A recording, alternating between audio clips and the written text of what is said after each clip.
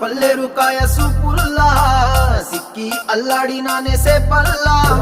పసిడి పచ్చాని అరసేతుల్లా ధర పోస్తా ప్రాణాలు తానే అడగాల సీతా